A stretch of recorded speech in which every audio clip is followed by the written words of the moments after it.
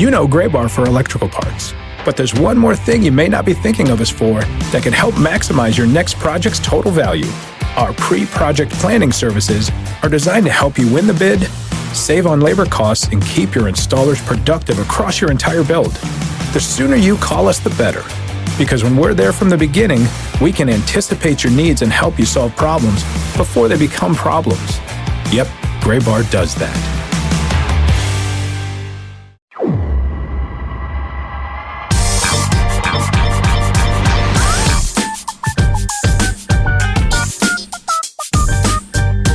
Welcome into this week's episode of the Show Before the Show podcast, the official podcast of minor league baseball, as we are nearing the month, I guess not birthday, but I guess not anniversary, the month marker of the start of the minor league baseball season. I don't know. Hi, I'm Tyler Mon, alongside Benjamin Hill and Sam Dykstra. Gentlemen, welcome. How are you?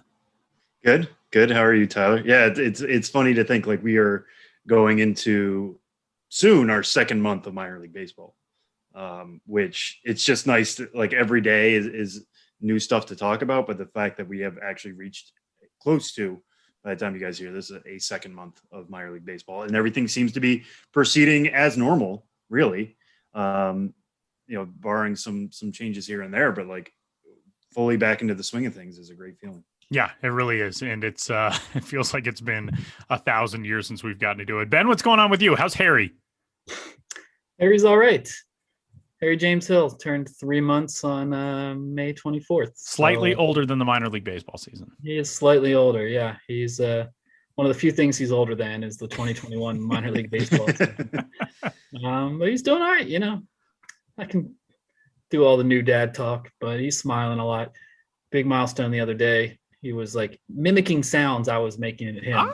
That's cool. And one of the sounds was kind of like and he did it. Like he kind of did the and then like and like changed the pitch. That's amazing. Like, yo.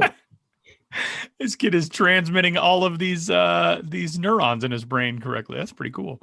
Yeah, that's what it's about. Just seeing those synapses fire or whatever it is. Babies got these big heads, so they might as well make use of those brains. They're not too functional otherwise. Well, we got a lot coming up for you on this week's episode of the show. We got a great conversation coming up in just a little while with, I think we can safely call him newly minted Beloit Snappers fan, Jim Drnec, who will join the show to talk about a really cool promotion that his family was involved in with Beloit.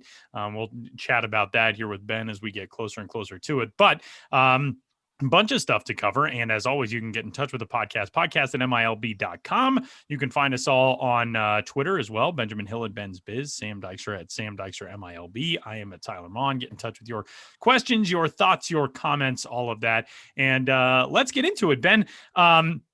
As we get into this season, there are so many things, obviously, that are different about the minor leagues. And in particular, there is one side of the minor league industry that's dealing with a ton of changes in 2021, and that is broadcasters. And you got to talk with just one of the greatest gentlemen in minor league baseball, Jesse Goldberg-Strassler, who has turned himself into a legend over his career with the Lansing Lugnuts, and just a great human being and a terrific broadcaster, and a guy who, if I was going to start a minor league baseball franchise and you had to hire a broadcaster and somebody who is adaptable to things and very talented at what he does, Jesse would be very close to the top of the list, if not at the top of the list. And he, I feel like, gives a very good perspective on what this year has been like for broadcasters, which is something you talked about with him, because it's not just new structure. There's a new league. There's a new level. There's new affiliation for his team, the Lansing Lugnuts. There are also a lot of different restrictions on what broadcasters are and are not able to do this year. And in his circumstance, that includes not being able to travel for road games. So he's been calling games off of monitors and all of that. Take us through what that whole conversation was like, and especially with the guy who may be best equipped to deal with broadcasting games remotely. Jesse's kind of done that in a recreation, old-timey baseball sort of way as a promotional deal over the last several years. What was your conversation like with him? Yeah, well, first of all, Lansing Lugnuts take note when Tyler starts his minor league baseball franchise, which I believe is coming up pretty soon. Probably soon, as soon as I win the Powerball. Yeah, he's going to poach Jesse Goldberg-Strassler from the Lugnuts and hire them. So I'm going to hire like a dozen broadcasters because there are a lot of them that I really love. Be a front office of broadcasters. Yeah, we've talked about it all through 2020 into 2021. How are things different? How are you adapting? How are you adjusting? And hadn't really focused on broadcasters yet. And as Tyler mentioned, Jesse Goldberg Strassler, with the Lugnuts since 2009. A mentor to a lot of other broadcasters, really creative guy. I thought, I'll check in with Jesse, to get the perspective there. I feel like he can kind of talk about what it's like and, shed light on what the experience has been, not just for him, but for a lot of broadcasters in this position. Like a lot of things in minor league baseball, it's not 100% across the board, everyone dealing with the exact same scenario. But the Lugnuts, like a lot of teams, broadcasters are not traveling right now, at least to start the season. They're not going on the road trips. And that means when the team goes on a road trip, like the Lugnuts did, a 12-game road trip with 6 games against Dayton, 6 games against Fort Wayne, the Lugnuts, the team of Jesse Goldberg Strassler and Adam Jackson, they broadcast those games remotely. And we've been accustomed to major league broadcasters doing that, especially last year in 2020.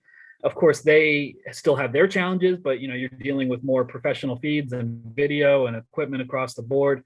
So I was talking to Jesse about how he did it, and it's interesting just what you have to set up. You have both him and his partner have the MILB TV broadcast feed of the game. They also have another screen with a full field view via Zoom that's provided by the actual home team. So, if they're playing Dayton sends them a Zoom link that's just trained on the field so they can see all 9, what's happening at once at all times. On top of that, they have the MILB TV feed. On top of that, they have the game day, box score, play-by-play log.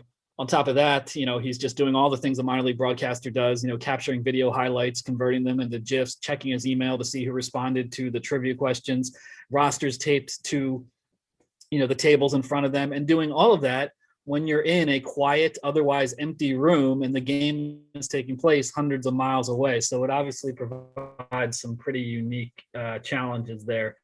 But they're getting it done. And it's not just the challenge right now for broadcasters of calling games at home when the team is away. It's also just how well do you get to know the players. So much of what you can provide in terms of the color commentary is based on your knowledge of the players. Yes, you can interview them, but so much of that is incidental. And that's a point that Jesse brought up. He said, yes, we can schedule Zoom interviews. Yes, I can get to know these guys through one-on-one talking remotely, through our computer screens like we are doing right now. But so much is just observing in the clubhouse, in the batting cage, getting to know not just who these people are when they talk to me, but who they are when they deal with their teammates, the personality I can observe incidentally day to day, just being around the team. So that is lost as well. And, Jesse's a very literate guy, eloquent guy. And, he said, I look at it as cooking. In the past, I used to have access to a lot more ingredients.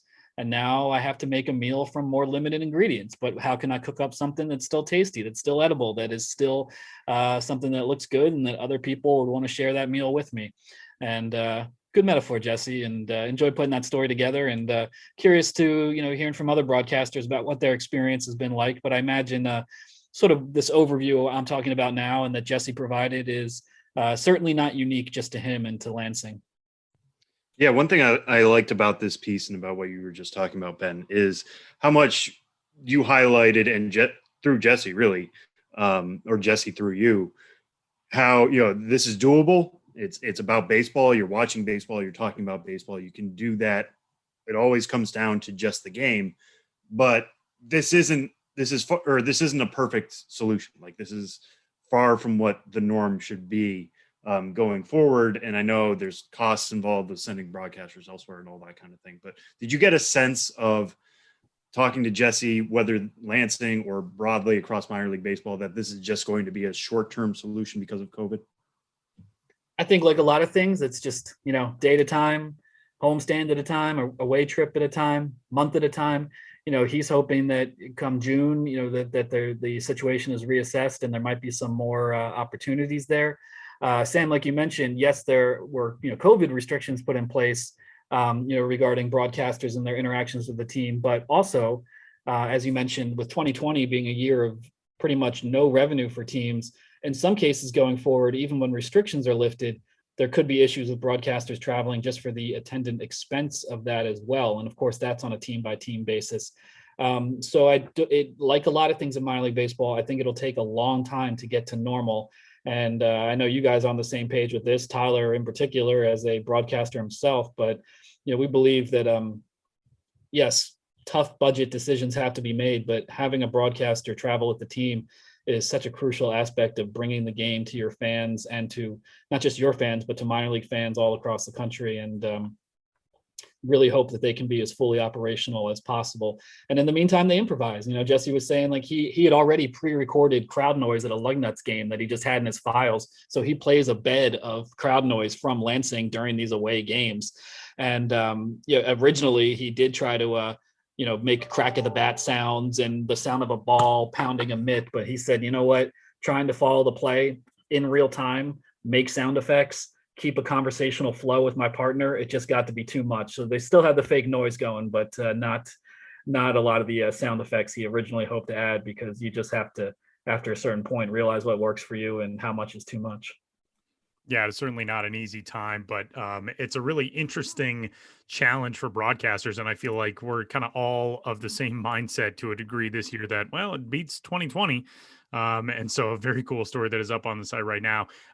We also got a look, or getting a look, you got a chance to talk with one of the newest rivalry series in minor league baseball, which is the Durham Bulls and the Jacksonville Jumbo Shrimp, two teams that were not even at the same level until 2021. And now are getting a chance to kind of flex their muscles creatively against each other. They play 36 times this year. Is that right? Obviously the pandemic and travel differences across the minor leagues and everything this year, so much is localized. Those two teams will be sick of each other, I would imagine, by this time in September. But tell us about this conversation and this now system of rivalry reward / discouragement between these two sides. Yeah, I mean, talk about 0 to 60 or whatever analogy you want to use. Durham and Jacksonville have never even been in the same league, perhaps ever, but if they ever have been, you're going back decades. So this is not a pre-existing rivalry. And they are both now in the AAA East, Jacksonville having moved up from AA, where they were in the Southern League.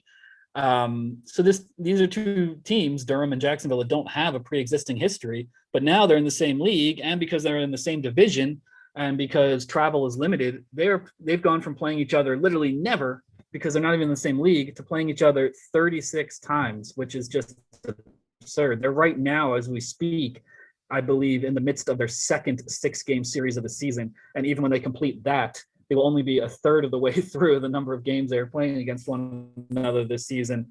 So they decided to have some fun. They just announced the Surf and Turf rivalry series, with, of course, the Jumbo Shrimp representing surf, the Durham Bulls representing turf, a stake, as it were. And we see a lot of teams do rivalry series. That's been a fairly common thing through the year. But a unique aspect of this is that whatever team loses this 36-game series, I don't know what will happen in the event of a tie. I'll have to look into this because I'm going to put an article together about it. But whoever wins this 36-game series, then the losing team will give away a T-shirt in 2022 that says, "We lost the Surf and Turf rivalry series to whatever team." So let's say Durham wins. Then in 2022, the Jacksonville Jumbo Shrimp will have a night on their promotional calendar in which they will give away 500 T-shirts that say, "We lost the 2021 Surf and Turf rivalry series to the Durham Bulls." So, the teams looked into it. I certainly couldn't find a precedent. First time ever that a rivalry series, I believe, has involved a giveaway by the losing team, and a giveaway that is essentially making fun of the team that's actually giving the thing away. So it definitely adds another edge to the whole thing. And hey, the front offices can't even control what happens on the field, but they can have some fun with it. And this will give those 36 games a little more intrigue as the season goes on. Yeah, I was going to say, like, how is that going to work on a promotional calendar? Like, hey, show up to our park so you can get a shirt saying we're losers. Like, how is that going to work? Are they even going to put that on the promo calendar? Do you think? I'm sure this hasn't come up yet, or is it just going to be, hey, you show up to a random Tuesday game in 2022, and by the way, we have shirts? We'll see how they play it. Yeah, maybe they'll put that in extra small font on the promo calendar, or maybe they won't even advertise at all, and the fans get a bonus. Like, what? okay, like whatever. That's a funny thing about minor league promos in general, is that we talk about them all the time. I stay immersed in that world, but the average fan going to the average game often has no idea that there's even a promo going on at all. And so a lot of the times the context is totally lost. So I'm sure you'll have a lot of confused fans being like, what is going on here? But hey, on a certain level, that's nothing new in the world of minor league baseball. Yeah, promos often get fans to attend and give them memories. But in a lot of cases, there's so many fans, so many games, people are going in cold and they just have to roll with just the absurdity that's going on. So this is just one more example of that. All right, Ben, we've got a very cool conversation with a new Beloit fan. Tell us about what we're going to hear here after the break. Yeah, well, I think we covered it pretty well in the interview, but we're talking to Jim Drnec, who was a participant in the Beloit Name the Night initiative that we talked about last week, in which fans can buy per game naming rights to the Beloit Snappers home of Pullman Field. And Jim Drnec, on behalf of his family, named the ballpark in honor of his late brother. And it served as a de facto post-COVID, or at least post the worst of COVID, family reunion at the same time. So it was great to talk to Jim and talk about another example in which this promotion was utilized in a really creative way.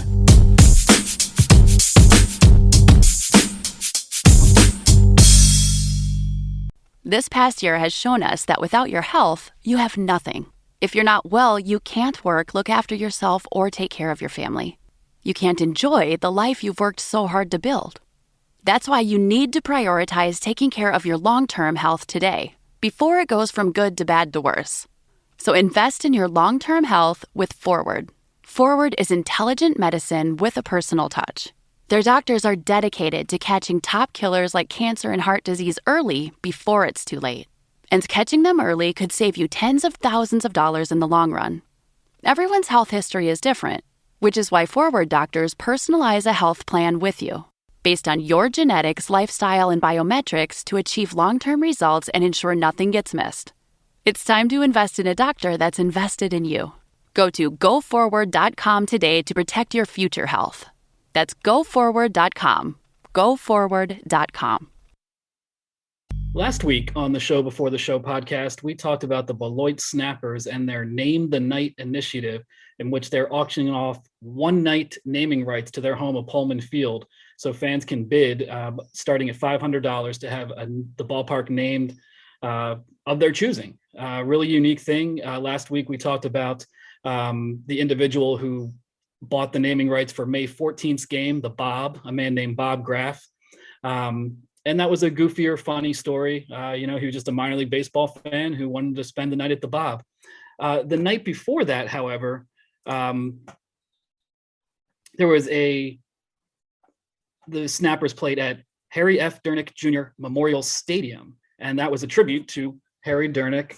And we have here Harry's brother, James Drnec, to talk about how that came about and how the Snappers came to play a night at a ballpark named in his brother's honors. So thank you for joining us, Jim.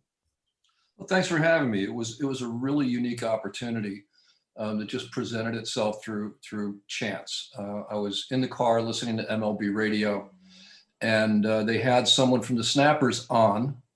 And just as I reached to change the channel, because why do I care about the Beloit Snappers? I thought, if someone from the Beloit Snappers is on MLB radio, he must have something interesting to say. So I hung in there, and sure enough, he was talking about this promotion where you could name the ballpark for a night. And the first thing that entered my head was, wow, my brother Harry would have loved that. He was a marketing guy. And the second thought was, I got to name it after him. So we got some family members that were available, and we all went to Beloit on May 13th for what turned out to be a really special night for us. And if you could tell us about your brother a little bit. He worked in marketing, and as you said, this is the kind of idea that would have appealed to him in the sort of work he did professionally. And so it was a way to celebrate him with family at a baseball game, but it also spoke to his interests and the way he thought about the world. Is that kind of part of the appeal for you? Yeah, it really was. Harry was in marketing. He flew for the Air Force in Vietnam. When he came back, he went back to school. He got a master's degree and went to work for Anheuser-Busch. Then he worked for Gallo Wines, again with Anheuser-Busch, and he moved his way up the ladder. He was responsible for breaking Bud Light. Bush beer first, and then he went to the UK in the early 80s and was responsible for introducing Budweiser to Europe. He left Budweiser sometime in the 80s, had an independent company of his own, but ended up being the CEO for Red Bull.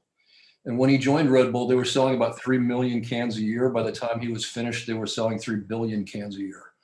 And it was sort of a street marketing approach that he fostered that led to that success, I think. And one thing you talked about, Jim, was just how many family members came together in Beloit to watch this game. How many people did you guys have go to this game? So you get 8 tickets when you name the night, and we used all 8 of them. Harry, just to sort of fill in the gaps, Harry passed away in November. And because of COVID, we weren't able to be there for the services. We weren't able to be there with him prior to his passing. He had been diagnosed with cancer in May, and nobody could travel to the UK to see him. So this was the first opportunity family was going to have to get together to celebrate him and to grieve a little bit too. So we had his daughters, Molly, Emily, and Kim from Texas, North Carolina, and Ohio, respectively. Me from Delaware, my brother Mike from Baltimore, and my brother John from Florida. And a cousin and his wife from the Chicago area also drove in. So that was our group. It was a real emotional night. The people from the Snappers couldn't have been better. Great hospitality, great stadium, and a great game.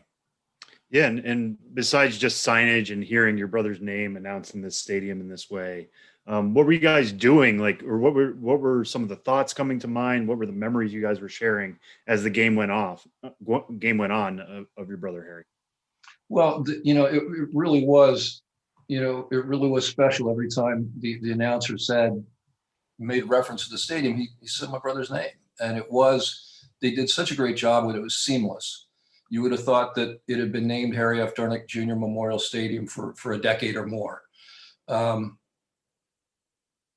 Being together, we were able to talk about all the great memories we had of Harry, the times we had spent together. We actually had been to Wisconsin before. One of my uncles owned a resort on a lake in Webster. We'd go there every summer. So those were some of the memories we shared. We'd been through Beloit before. It was just wonderful to be together again. It was the first time we got family members together since Christmas of 2019. Jim, what did it mean? You've been through Wisconsin before. I would imagine you had never been to a Snappers game before. I had not. Okay. So to have kind of a blank canvas in that regard, where you're celebrating your brother in a place where you haven't been, and kind of everything is dedicated to that night and his memory, and the fact that you all get together. What did that add to the experience? The reality that you all get to be in a place and it's all centered around that and being able to remember your brother together. Well, not just that, but sort of the surrealistic absurdity of the whole thing. That we were in Beloit, Wisconsin at a Snappers game, dedicated to my brother. He would have laughed his tail off. He just would have thought it was the greatest thing in the world. And we were sort of laughing at ourselves along with it. Sorry, the mailman's here. It was, and like I said, the people from the Snappers couldn't have been better. The hospitality was amazing. They took us out on the field before the game so we could take pictures with the banner in the outfield. They did everything. And, my niece Molly sang the national anthem. My brother John threw out the first pitch. It was like we took the joint over. It was really great. And that was going to be my next question, is you are sharing something that is super emotional with a front office, an organization, and, ultimately kind of a fan base that you haven't interacted with before, and vice versa. What was that like? I mean, in pouring out something so emotional, I would imagine with strangers probably forms a really interesting and cool bond. I mean, their reaction and kind of getting to share in your brother's memory. What was that interplay like? Well, it was really, they were very supportive. They were very welcoming. From the, I sent an email to them to let them know why we had chosen this name, and to sort of give them some insight into the backstory. And the response to that was just, again, a lot of support, a lot of caring. Great front office. You can see, the really cool thing about the minor leagues is everybody's in the minor leagues, right? So the promotional people that are in there, the front office people, everybody's doing the same job that they think would be great to do at the major league level. So everyone from the mascot to the front office is sort of, they're minor leaguers hoping to work their way up to the show too, most likely. And these folks were great. They were just tremendous. Yeah, and you mentioned, I think your term was surrealistic absurdity, and that is such a big part of the minor league experience and a lot of what we talk about. So to have just it being so absurd and so emotional at the same time, probably throwing out the first pitch, maybe participating in between inning games at the same time, seeing family members you haven't seen for such a long time. I imagine there was a kind of emotional whiplash, and the serious and the heavy and the light and the goofy all at the same time. And in a lot of ways, that's the minor league baseball dynamic as well. Yeah, and it didn't, everything was in the moment because there were so many pieces to bring together so quickly. Everybody flew into Chicago that morning. We're all flying out the next day. So those 24 hours it was a roller coaster, and it just happened really quickly. We tried to be in the moment of it all and appreciate it, but it wasn't until, I got to the airport the next day and had a chance to exhale because everybody had gotten there. We'd had the experience. We'd gotten out alive. That's when the emotions hit, and everything sort of washed over me as to what we had just done. It was great. It was great. And listen, for any minor league team out there, this is a great promotion. This is a great way to get people involved and get them personally connected to your team. We have the Wilmington Blue Rocks here in Delaware, and we go to games there every summer. And the level of dedication that those offices have to entertaining you between innings and at the game, from beginning to end it's a great value. It's a great experience.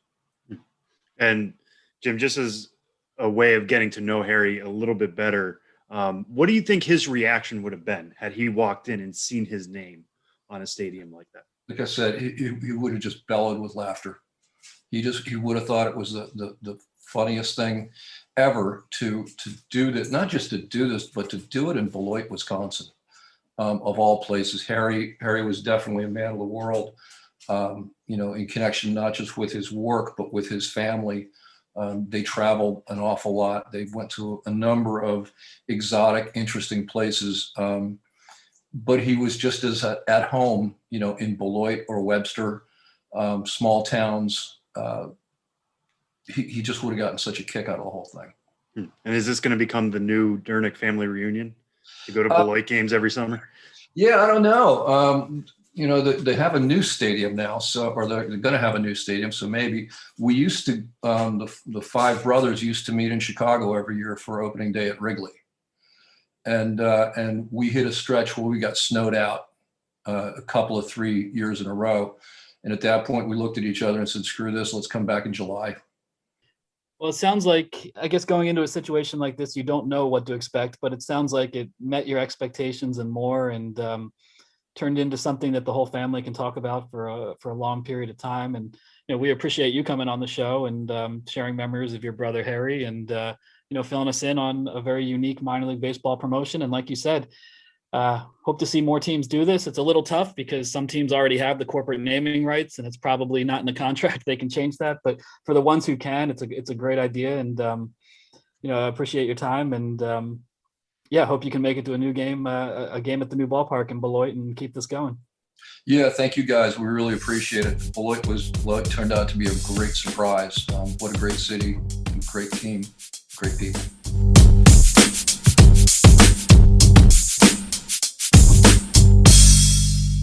Huge thanks to Jim Drnec for joining the show in memory of his brother and for the night that he and his family got to experience in memory of his brother in Beloit. Sam actually asked a great question after we got done about whether or not Jim would have even heard or known about this had he not been listening to MLB Network Radio on that day. And Jim had a very cool answer to that.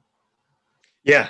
And I was kicking myself. I was like, of course I'd ask this after the recording. That's a sign of a good journalist. But no, when I asked him that, he was like, yeah, it's kind of like Harry produced the whole thing. Like I was supposed to hear that. And it happened at a time when Jim was saying, like, at the time of COVID, he's been working from home. He doesn't travel out much. So the fact that he was in his car in the first place was kind of an odd thing for him at the time. And the fact that he was there during that interview with Beloit on MLB radio and et cetera, it was really serendipitous. So really cool. Ben gets all the credit for that one and scheduling and getting Jim on the show, but it really spoke to one of the special moments of minor league baseball, especially this year in what could have been a weird year, but it opens up opportunities like this one. Yeah, those are the things that we have really missed about minor league baseball. And we have also missed the baseball stuff. And we get a chance to talk about that in 3 strikes in this week's episode of the show before the show. And we are going to dive in with some of the breakout players of the first month of the minor league baseball season. We've heard names that you would kind of expect to have been fantastic early on in the season. We've also heard some names that have, I don't want to say come out of nowhere, but you look at somebody like Roansy Contreras of the Pittsburgh Pirates organization, who's not the highest rated among their prospects. He's been a star so far this year for Double-A Altoona. Nick Prado is one of those guys in the Royals system who's been fantastic. Sam, who has stood out to you as some of the breakout names in May so far? Yeah, I'll start with Prado, who you just mentioned there, Tyler, because coming into the year, I was writing up a little bit about the Royals system and studying them, getting into the weeds with them. If you remember 2019 with Nick Prado, he was on a Wilmington team where a lot of their best hitters really struggled all year long. Don't know what went on there, but it was a time in which we were really down on a lot of the Royals hitters because of what they were doing at Wilmington. Wilmington is a pitcher's park. That could have explained it partly, but Nick Prado, a former first-round pick, plays first base, is going to need to hit. He's a really special defender at first base, but he's going to need to hit to push the envelope. And, talking to members of the Royals front office, a lot of what I heard was Nick Prado started to make some adjustments in 2020 that were really starting to showcase some power, and he carried that into the spring. And now we're starting to see it here at Double-A Northwest Arkansas as well. He's got 6 homers and 80 plate appearances. He's batting .311. He's slugging .705. He's got an OPS above 1100. So all those adjustments that we heard from him in terms of hitting the ball harder, elevating it a little bit more, trying to make the most of his power tool are coming to fruition, which is huge. And we could be talking about him as a top 100 prospect by the middle of the season if this carries, into June, July, et cetera. But Nick Prado always had the potential to be a special hitter. Again, first-round pick at first base. If that was going to happen, he was going to need to hit, and he's starting to do that for sure.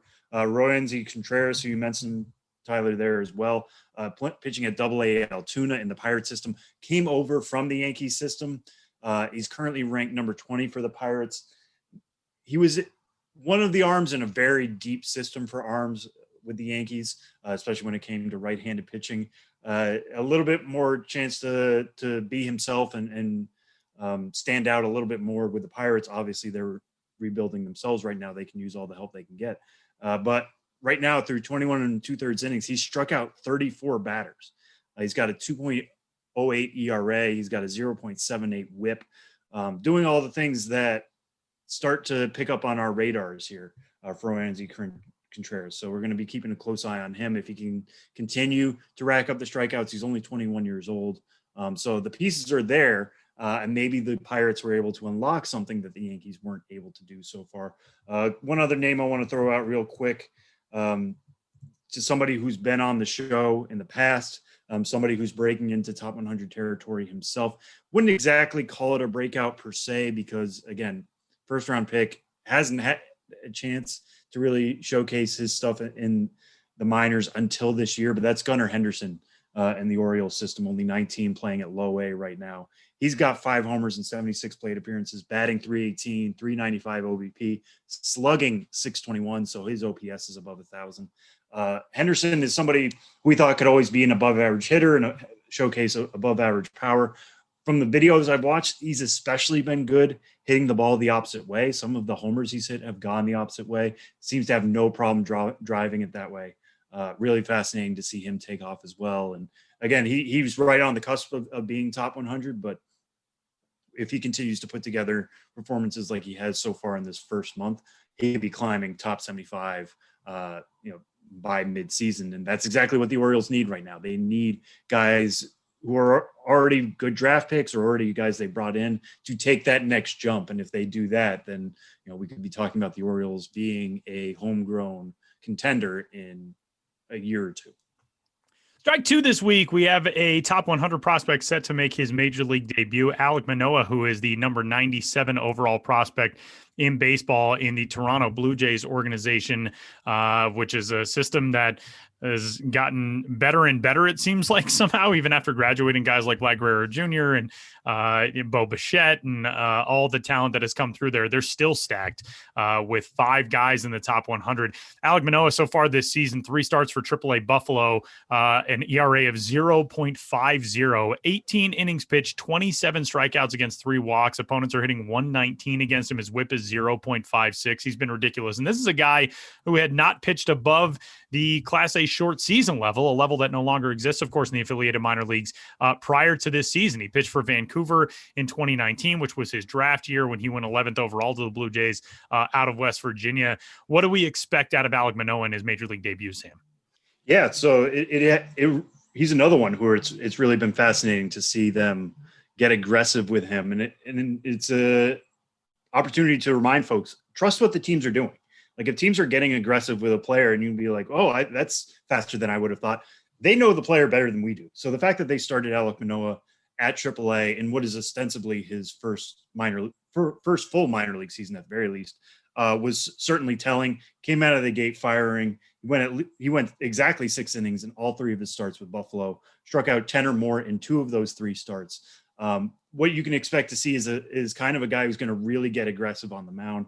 He has no issue throwing in the strike zone, at least so far in the minor leagues and in the pros. His best pitch is probably his fastball. He's usually around 92, 96. He touched as high as 97. He can maybe dial it up to 98 in shorter stints.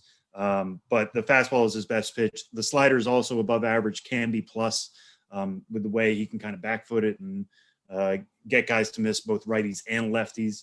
I know lefties had some issues with him as well during his brief time at AAA.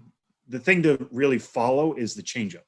And we say this so often with guys for obvious reasons, but if he's going to be a starter, he's going to probably need that third pitch. And it was something he didn't need a whole lot of during his time at West Virginia before he was drafted 11th overall in 2019. How much is he going to use it against major leaguers if it's his third pitch right now? Keep a close eye on that. By the time you guys hear this, his first start will already have happened. But for the Blue Jays to have called him up at this point, we fully expect him to be with the club for a while. They need all hands on deck, really, if they're going to compete with the Rays, the Red Sox, and the Yankees in what is increasingly a crowded AL East. But with Alek Manoah, expect somebody who isn't afraid. He's already said this. He had a press conference this week. He said, as long as the mound is 60 feet, 6 inches away from home plate, I've got a chance. So I'm going to be the same guy I always have been. Kind of an uber confident pitcher at every level he's pitched. He's the second 2019 pick to make the major leagues. Andrew Vaughn was the first one. He's the first pitcher then to make it from that draft class. And again, that's just because of how aggressive he is. And I think aggression certainly helps at the minor league level. What happens when you go against major leaguers who might be willing to just sit on the fastball and wait for it and attack it? The velocity isn't going to scare them away as much. We'll have to wait and see on that. But certainly a sign, again, if we're talking about trusting the team, if the Blue Jays are willing to bring up a 23-year-old this quick, considering he doesn't even have 40 innings of minor league experience, it tells you how ready they believe he is. And we'll find that out for ourselves very shortly. And strike 3 this week. We are just 5 days away from the opener of the America's Olympic qualifier for the 2021 Tokyo Games, which are scheduled to start coming up here in a couple of months. There are 2 baseball spots still to be determined. One of those will be finalized by June 6th in the close of the Americas, June 5th, rather, in the close of the Americas qualifier. USA Baseball announced its roster, a 28-man group that'll need to be whittled down to 26 by the 30th of May, the day before the United States will open play against Nicaragua in Port St. Lucie, Florida, at the spring training home of the New York Mets. 4 top prospects are on this list, led by Matthew Liberatore and Tristan Casas of the St. Louis Cardinals and the Boston Red Sox, 2 guys who were actually teammates for USA Baseball just a few years ago. 4 years ago, to be exact, in the 2017 U18 Baseball World Cup. Also among the top 100 group are the arms from the Toronto Blue Jays organization in Simeon Woods Richardson, and the outfielder from the Boston Red Sox system in Jim Drnec, an organizational teammate of Tristan Casas. This is a very interesting group because you've got 4 top 100 guys. Nick Allen is also in there, the 3rd-ranked A's prospect, the middle infielder. There are also a lot of veterans, a lot of free agent guys who, John Jay, Edwin Jackson, Matt Kemp, Matt Wieters, a very interesting mix, but 4 top 100 guys on this roster, pretty exciting. Yeah. And one other name we should shout out too is Marlins minor leaguer Eddie Alvarez. Right. Who already has Olympian.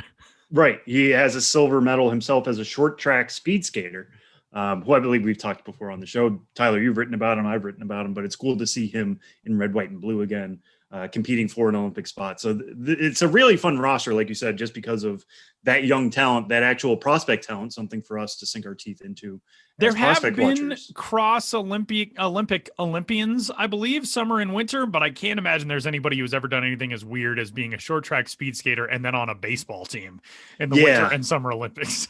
Yeah. Who was it? Lolo Jones? What was her name? She, the former sprinter, yes, who was also part of luge, I believe. Yes, she was a bobsledder, Lolo Jones, who also was, I think she did hurdles. I want to say in the summer games. Not only did I screw up her summer sport, I screwed up her winter sport. I couldn't even remember her name. If you would have said like, oh, remember the one who did hurdles and the bobsled, I would have been like, yes, I do. But I wouldn't have remembered right off the top of my head. Lolo Jones, I forgot. But even that, it's something like being a fast runner is what you need in both of those things. You need powerful legs. Eddie Alvarez is a fast runner. That's why he's climbed as high as AAA in minor league baseball. But you also have to made his big league debut last year. Oh, that's right. Yeah. You have to swing a bat and field and throw and do all these other things in baseball that you don't have to do in short track speed skating. So one of the crazy athletic stories of the last decade for sure to see him here. But yeah, I think beyond just the opportunity to represent the country and compete for a spot in the Olympics in Tokyo. I think this is going to be huge for these guys, just to be around guys like you mentioned, Matt Wieters or Matt Kemp or Homer Bailey, getting more exposure to veteran players. Maybe they can tip you off to a pitch or see something differently that somebody in your organization hasn't, and just competing in big games. I mean, minor league games are huge. It's great to be in that competitive environment, but to play in a stage where like, hey, this matters whether your country goes to the Olympics or not in your favorite sport. That's as big for development as anything else. So credit to the Red Sox, the Cardinals, the Blue Jays, the A's, like you mentioned with Nick Allen, the Royals for sending Jonathan Bolin. Yeah. Like they could have said, hey, no, we want to keep you here. If anything happens, we're worried about it. We want you in-house. We're not letting you go. I don't have any inside info here, but for all we know, that could have happened with other players. But for those clubs to send these guys and say, hey, look, this is actually going to probably be better for you. And I know the Red Sox are also doing that with Jeter Downs. He's going to be representing Colombia in this qualifier. So it's really cool. Tyler, you're going to be participating this in your own way. What are you looking forward to most about this? Yeah, I feel like, when you listen to an NPR story and they're reporting on, the new electric F-150, and they're like, we should disclose that Ford is a financial sponsor, a financial supporter of NPR. Yeah, I'll be broadcasting these games, and they will be available on ESPN Plus. I believe some of the USA baseball games may get picked up for ESPN2, that type of thing. But I'll be there. I'm headed to Florida on Saturday, which will be my first time on a plane since that day, since the day that spring training shut down and everything else. But that all of that aside, I'm just very excited to see this was, I mean, I was 2 days away from leaving for Arizona for the originally scheduled iteration of this qualifier back in March of 2020. Was going to broadcast that, was also going to cover spring training for MILB.com. So to be doing this now, I'm just excited to get back to a ballpark, watch live baseball, and to do it in a way where the international game has been on pause essentially since November of 2019. Now, all of a sudden, you jump right back in, and there are 8 teams with 1 Olympic ticket on the line. The second and third place finishers from this qualifier will move on to the final global qualifier, which is scheduled for, we believe, later in June. They haven't confirmed dates yet, but that actually had to be moved from Taiwan to Mexico due to the accelerating COVID situation in Taiwan and a travel shutdown there. There are some questions as to who all is going to be sending teams to that final qualifier, but we know that these 8 teams will be there for the Americas qualifier. And yeah, I'm really excited to see, what this roster looks like for the United States in terms of the mix between the prospect guys and the veteran guys. I'm also really excited to see some of these other rosters. The Dominican Republic has loaded up with guys like Jose Bautista and Melky Cabrera. There are a lot of major league veterans on that group. And Nicaragua is bringing a team that's comprised almost entirely of players out of its own domestic professional league, along with some prospects. I think they have 5 prospects who are signed to affiliated organizations as well. So there are some really interesting constructed rosters among the 8 that are in this qualifier. The United States will be in Group A, which is kind of quote unquote the group of death, if you can have one of those out of 2 groups. It's the U.S., Puerto Rico, the Dominican Republic, and Nicaragua. Puerto Rico is kind of an interesting one as well, because you've got guys who are on that roster who, in other competitions may have been playing for the United States and vice versa, I guess, because you've got Jim Drnec, who's on the U.S. roster, who played for Puerto Rico in the Caribbean Series this year. Now that's a different situation, because that's just the champion of the Winter League moves on. So your imported players move on as well to play in the Caribbean Series. But that's kind of cool that Jim Drnec was just a couple of months ago playing in a Puerto Rico uniform. Now he'll be playing for the United States. But there are a lot of major leaguers who are on that group as well. The Puerto Rico roster features Noel Cuevas, Ozzy Martinez, Ray Navarro is on that team, Ivan De Jesus is on that team. So there are basically every different way you could try to construct a roster for a qualifier like this. A country has done that. Venezuela's team, Anibal Sanchez will pitch for that squad. There are a lot of really interesting groups coming in. And kind of the knock on some of these international competitions sometimes is, well, look at these rosters. It's not the best of the best because it's the middle of the season. And that may be true, especially in a year like this, when organizations really want to just keep everything as contained as possible and, keep guys on their developmental track in the minor leagues and all of that. But I think it's really cool that a lot of major league organizations, you mentioned the Red Sox, kudos to them for letting multiple ranked prospects go play in a qualifier like this, because it gets them into a different realm of baseball competition. And I know, talking with player development people in the past, there are a lot of player development people who feel really strongly about letting their players go do the international thing, because it provides a dimension for them that you can't get just playing in regular season games, whether it's in, the minor leagues or making the climb to the major leagues, all of that. One thing that I do think is really cool is Matthew Liberatore and Tristan Cassis getting to team up again for USA Baseball 4 years after winning a World Cup title with the U18 squad. And it's kind of crazy to me to think about those guys who were high schoolers 4 years ago. And now you're on the professional national team.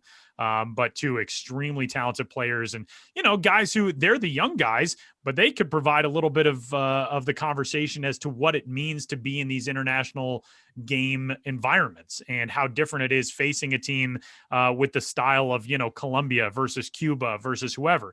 And so that I think will be really cool as well, but really excited to get it going.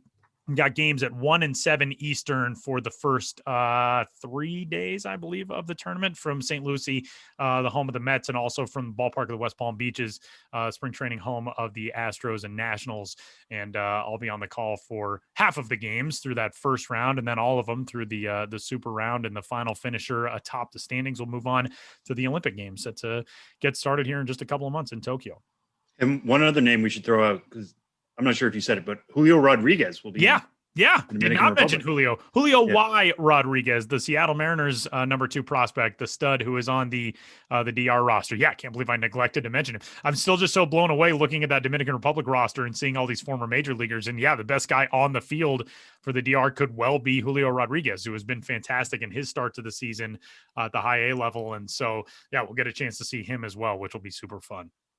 Yeah, no, I'm very much looking forward to that. I'm going to be tuned into as many games as I can get, just to see how these guys react, and also to hear your glorious voice even more, Tyler. I paid Sam to say that. I paid him a very small amount of money. So that'll do it for 3 Strikes on this week's episode of the Show Before the Show. We'll be back to wrap it up coming up next.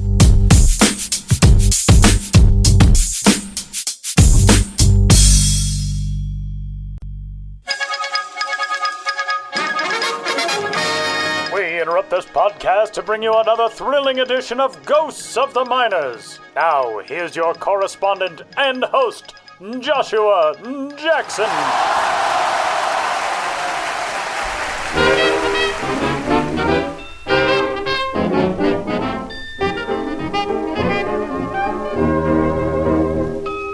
Welcome back to Ghosts of the Miners, in which all of you out there in Radioland must identify the legitimate historical ball club hiding amidst the fraudulent pair.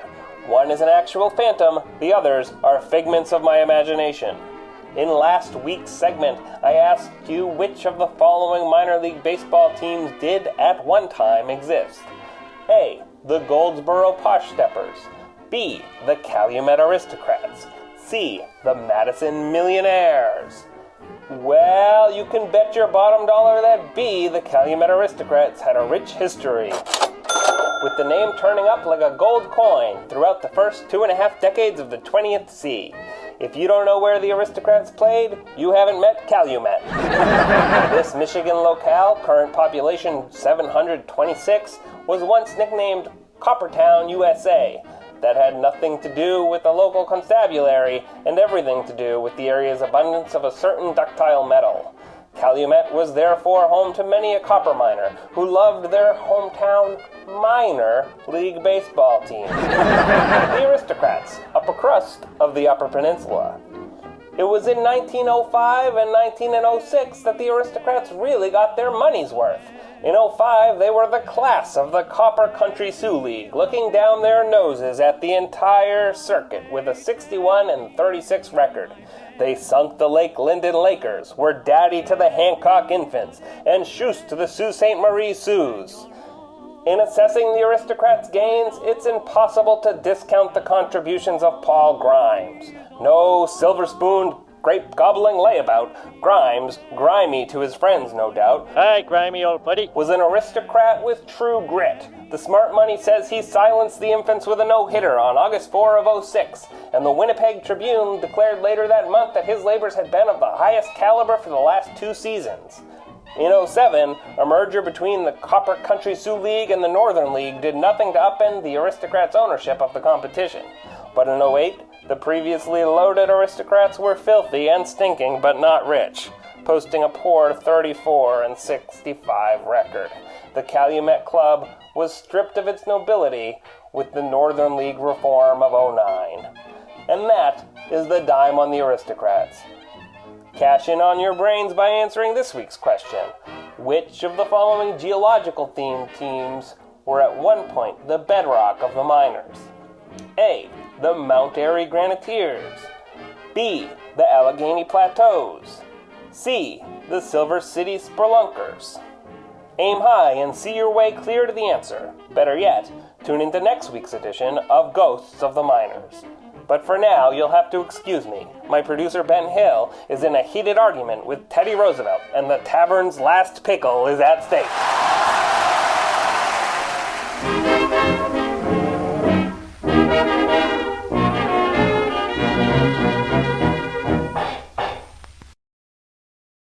Saying goodbye for this week's episode of the Show Before the Show. MILB.TV is your place to catch on the MILB TV system. Sam, what are you watching on MILB.TV this week? Yeah, this one, I might actually try to go to one of the games myself, but any of you who are not in Kings County, New York, and who can't get down to Coney Island should tune in for Aberdeen and Brooklyn. Big news for Brooklyn, the Cyclones this week. Francisco Alvarez, Mets top prospect, promoted from St. Lucie to Brooklyn. So he's made his high A debut. He just did that on Tuesday. He got off to a roaring start at St. Lucie. I think by the time he had been promoted, he was leading all of minor league baseball in on-base percentage. Is working with arms, improving his defensive side of the game, because we think he could be the best pure hitter in the Mets system, barring position. Like, doesn't even matter. The fact that he's doing that as a catcher is huge. I think if he continues down this road, he could be the number 2 catching prospect in all of baseball by the end of the year, behind only Adley Rutschman. And who knows, maybe Adley Rutschman graduates, gets up in the second half, but we'll see and keep an eye on that for sure. But yeah, so like that alone is going to be big, because he's now in a lineup with Ronnie Mauricio and Brett Beatty. That's a fearsome threesome. It's too bad Matt Allen has undergone Tommy John surgery. Otherwise, that Brooklyn roster would be even more loaded. But also Aberdeen has currently Grayson Rodriguez, who is the top pitching prospect in the Baltimore Orioles system. I think he's slated, if they continue down the path that they've been going with him. They haven't announced probables yet, but if they continue down the path, they'll be pitching either Thursday or Friday in Brooklyn. So no matter what, you're going to want to tune in to watch that. Brett Beatty, Ronnie Mauricio, Francisco Alvarez against Grayson Rodriguez will be huge. A lot of fun. Be sure to watch that, or go to the game if you get a chance. But MILB TV will have you covered for sure. Tyler, what are you watching? Yeah, you got an East Coast game for viewers out east. If you're a West Coast person, or at least a Mountain/Pacific time zone person, or just somebody out east who stays up late, the Tacoma Rainiers on the road taking on the Reno Aces. Taylor Trammell, sent down from Seattle to Tacoma, has been just on fire in his start to his time at AAA Tacoma. We mentioned that last week, but Taylor Trammell being in a circumstance where the Mariners told him, kind of focus on how you handle off-speed pitches, all that type of stuff. Seems like he is surging in that regard. And if the Mariners can get some offensive help, obviously a team that's been no-hit a couple of times already this season, they would love that. So that is where Tacoma and Taylor Trammell will be this week, taking on the Reno Aces in the biggest little city in the world. And that'll do it for this week's episode of the show before the show. Big thanks for tuning in. You can get in touch with this podcast at MILB.com. You can find us on Twitter as well. He's Sam Dykstra. I'm Tyler Mon. We'll talk to you next week.